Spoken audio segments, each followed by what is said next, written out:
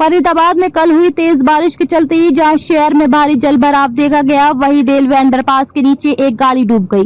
शहर में जलभराव की स्थिति को देखते हुए फरीदाबाद के मेयर प्रवीण बत्रा जोशी ने साफ किया कि पहले के मुकाबले जलभराव में भारी कमी आई है और कुछ ही देर में जलभराव क्लियर हो गया था, क्योंकि नगर निगम द्वारा नालों की सफाई करवाई जा रही है।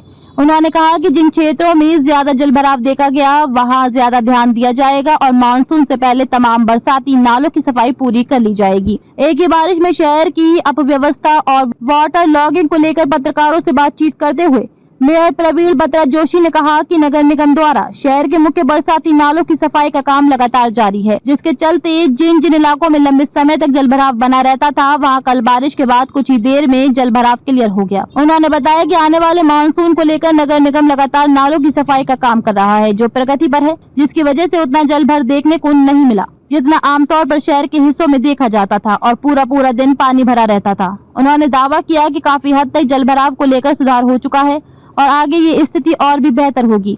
उन्होंने कहा कि इस तेज बारिश ने उन्हें अलर्ट कर दिया है, जिससे पता चला है कि किन किन इलाकों में और ज्यादा ध्यान देने की और सफाई की जरूरत है।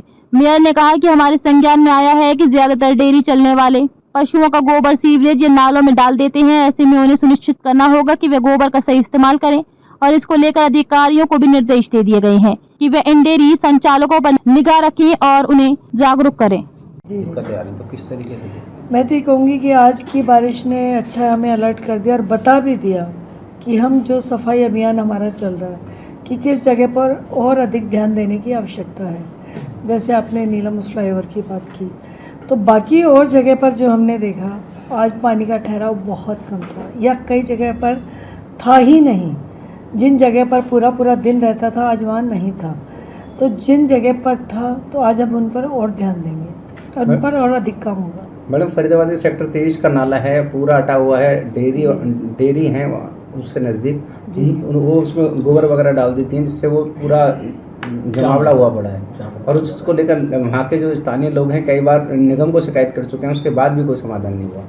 जिनकी भी शिकायत हमारे पास आई है डेयरी से संबंधित, ये नॉलेज में है हमारे कि गोबर पानी उसमें नाले में जाता है, जिसके कारण कि नाले रुक जाते हैं या नालियों में या सीवरेज में भी डाल देते हो।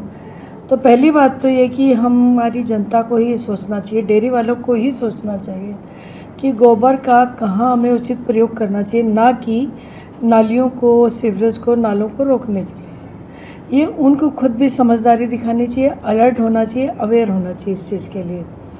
और हमने अपना ये कार्य शुरू कर दिया है और इसके लिए भी उनको संबंधित अधिकारियों के द्वारा सूचना जल्दी ही पहुंच जाएगी कि आने वाले समय में ऐसा नहीं हो। मैम, जलभराव की एक बार फिर समस्या शहर में देखने को मिली है 1 घंटे की बरसात के बाद। अंडरपास हैं, कुछ रोड हैं, कुछ कॉलोनियां हैं, सेक्टर हैं, कैसे इनसे निपटा जाएगा, क्या कुछ उपाय किए जा रहे हैं? सबसे पहले तो आपका यहाँ आने पर धन्यवाद। मैं ये जानना चाहूँगी कि आप कितने कौन कौन से एरियाज़ में गए, आप मुझे बताइए।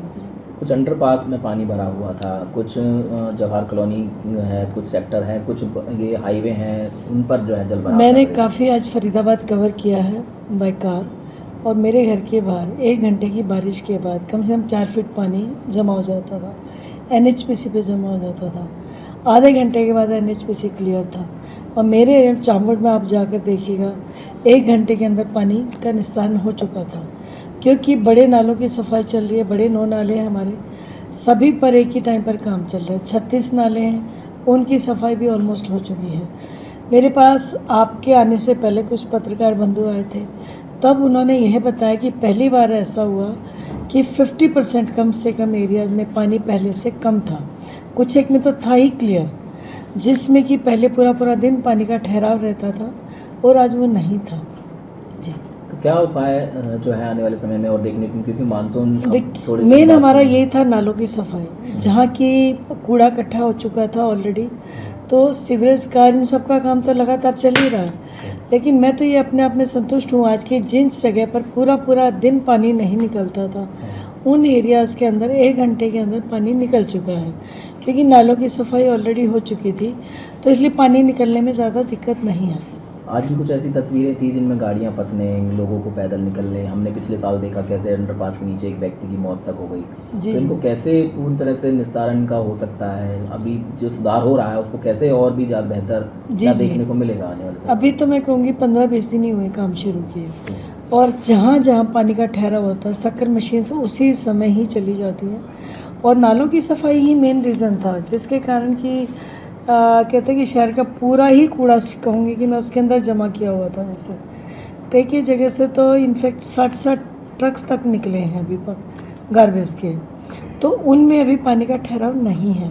तो आने वाले समय में मैं तो इतना ही आश्वासित हूँ कि काफ़ी हद तक सुधार हो चुका है और आगे हो जाएगा। मैडम बरसात आने अब मानसून आने के लिए है, और ऐसे में अगर बात की जाए तो फरीदाबाद के कुछ नाले ऐसे हैं जो आज कूड़े से अटे हुए हैं और साफ़ सफाई नहीं हो रही, तो उन पर किस तरह हमारी ओर से निरंतर- सभी पर काम शुरू हो चुका है और मानसून आने से पहले उनकी सफाई कर दी जाएगी।